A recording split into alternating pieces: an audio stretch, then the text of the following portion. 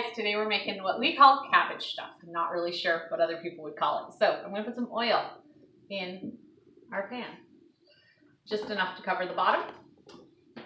You can use olive, you can use coconut, you can use vegetable, whatever you use today. We're using olive oil. So we really like cabbage. Really like cabbage. Hey, Abigail. Abigail, there you are. You want to share that with your brother? It's the core, so don't eat the core part. These guys will eat just raw cabbage. I could cut this in wedges and serve it to them, and they would be happy. See, they're all going to want that. Okay, guys, you can have it, but you need to be quiet so people can hear how I make this recipe. Okay? So all I'm going to do is cut this into bite-sized pieces, and it's going to go in the pan. This is a really difficult recipe. So difficult. So since I'm just going to be cutting stuff, I'll show you what I'm doing, but Mark can put the camera back to me and I can talk to you while I cut. Hopefully I won't cut off any fingers because, you know, PCR is not the place to be right now. So not that it's ever the place to be, but right now it's not. So we're going to put in stuff. Occasionally you'll find a bad piece on the cabbage or whatever, so just take those off. But we had used the other half of this cabbage for something the other day. What did we use it for? Oh, we made other cabbage stuff, but with deer meat. We like cabbage stuff, so we make a lot of it. For cabbage, I usually take off the first couple outer leaves. They are dirty from the grocery store, and they are kind of, you'll see they're not very firm. They're flimsy. I couldn't think of the word that I wanted. It's one of those days. Words are hard today, so if I don't speak correctly, that's what it is. So I take off 3 or 4 depending on how flimsy and dirty things are. But that's what we will take off. Cut it in half. And so I have the baby strapped on the back. Hey, baby. He's probably going to fall asleep. That's the hope.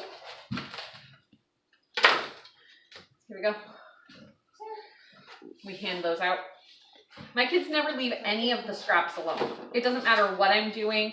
I'm going to do some carrots here in a little bit. They will take the carrot ends and they will nibble them right to the end. Oops, not very much on that one. The core was a little funny. I can take asparagus. My kids will eat just the ends of asparagus. Tip for asparagus. I know I'm not doing asparagus here, but tip for asparagus. I always used to take asparagus and I'd cut off about the bottom third and then use the top 2/3. I found out that if you take asparagus, you hear the loud crunching in the other side of the room.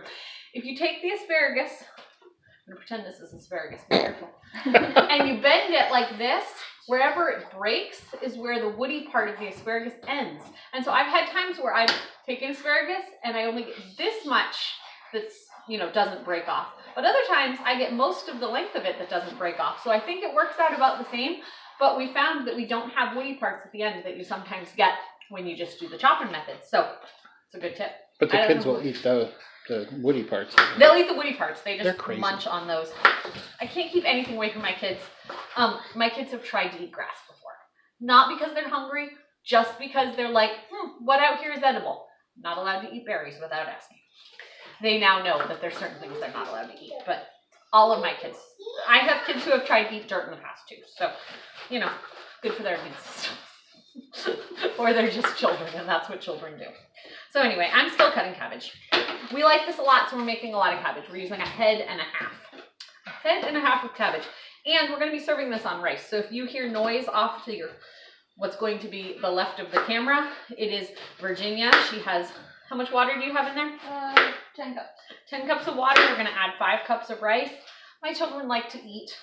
And rice is a favorite thing. So what we do is we serve this on top of rice. And then whatever rice is left will go in the fridge, and it can either be used as rice with toppings, we call it, where the kids put salsa and cheese, or they'll put Parmesan and ranch, or any of those types of things. Or it can be thrown in soups and things like that. So that's the first step, the cabbage. There's no real rhyme or reason. You can put these in any order. So now I'm going to put 2 onions.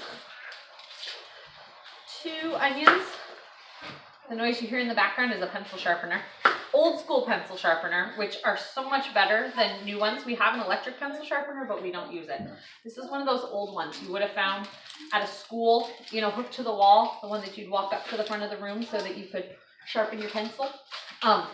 We have one of those that my family has had since I was a little kid. I don't even know where we got it, but Mark offered to buy me a new pencil sharpener, and the other ones don't work like that. So I stay with the old stuff. So we're gonna cut some onions. That one's not coming off. I read a tip today, so tell me if this works. If onions really bother your eyes, I read today that if you take a lime and you cut it in half and you rub the lime on the cutting board and your knife before you start cutting the onion, it keeps you from frying. I don't know. I've also heard that if you freeze the onions for like 15 minutes before you start cutting them, not so they're frozen solid, but it reduces the amount of liquid that comes out when you cut them, and so it doesn't affect your eyes. I don't know. I don't usually have too much of a problem unless the onions are really, really strong, but some people are more sensitive to it than I am. So, hey, and you see kiddos. The Cabbage Patrol over here. The kids had a chance to go do something else in the other room, but they all decided they wanted to come hang out here. Samuel made you do something. Well, I think you're okay. So anyway, we're cutting onions. Almost done. And these ones aren't making me cry so far. Watch, we'll get to the last one. I'll be like, so sad in this roast today.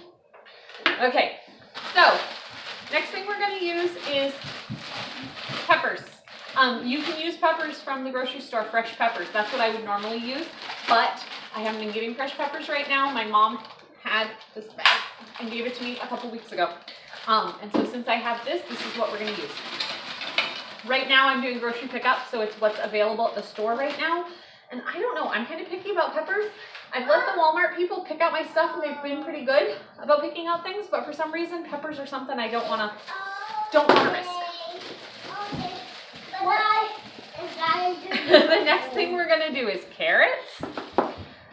We're going to shred the carrots. You can do them just in little rings, but I think in this recipe, they cook better when I'm able to shred them, because when you do them in the coins, they can still be kind of crunchy by the time the cabbage is done cooking. This doesn't take very long to cook up.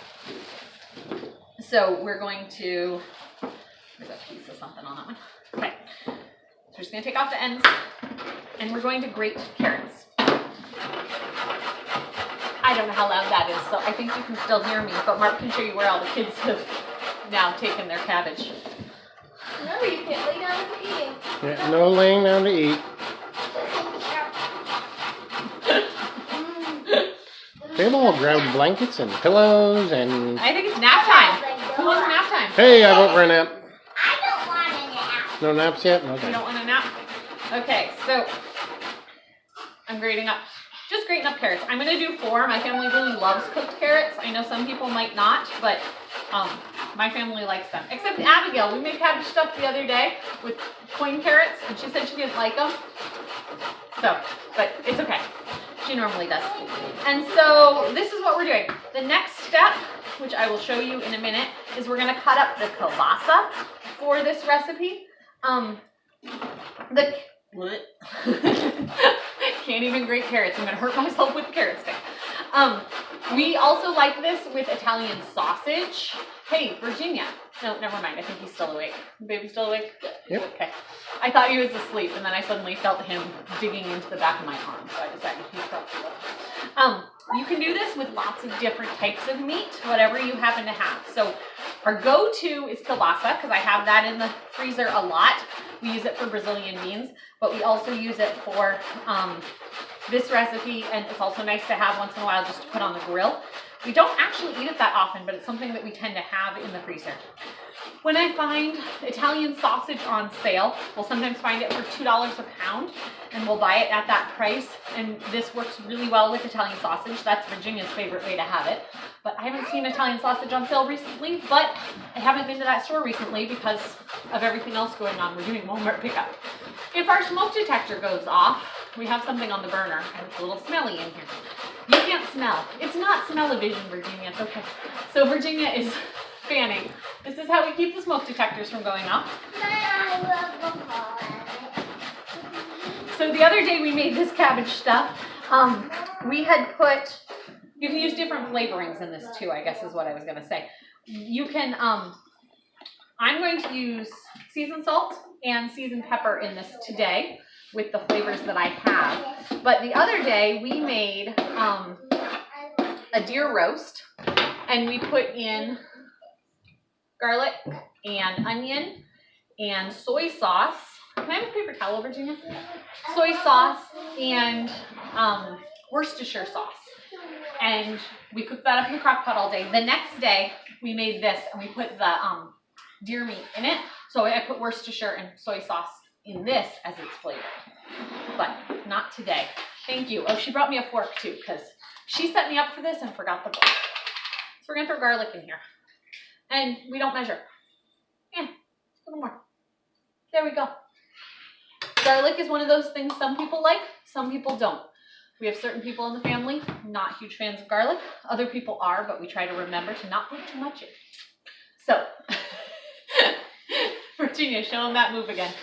I stepped on the squeaky spot on the floor, so I moved onto the side. We have one squeaky spot, and we tend to hit it when we least mean to hit it. Well, it's right over by the stove. It's kind of the worst place to put a squeaky spot.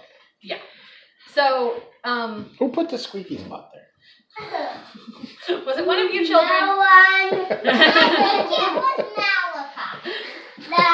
It was there before Malachi was born. So what we're going to do is I'm going to finish cutting the meat. We're going to put it in the pot, and then I'm going to just steam this. I don't know the technical word. It's oil in the bottom, saute it. I don't know. We're going to put it on the stove, and we're going to cook it down, and I will show you a finished dish of it. So What are you cutting this into?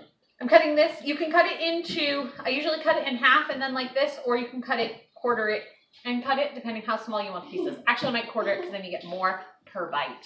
So we will show you in a little bit. So I'm just going to cut this, put it in there, and season salt and pepper. Okay, so the cabbage stuff, I put it on at 11 o'clock, so it's 11:30 now. I've been doing other stuff, and we mixed it once in a while. It was really close to the top, and you can see it cooked down, so I'm going to serve the first bowl. And so you'll see it's full of yummy, yummy goodness. Most of the people will eat it with rice and then this served on top. But for a lower carb option, this is what you're going to get. So this is officially cabbage stuff.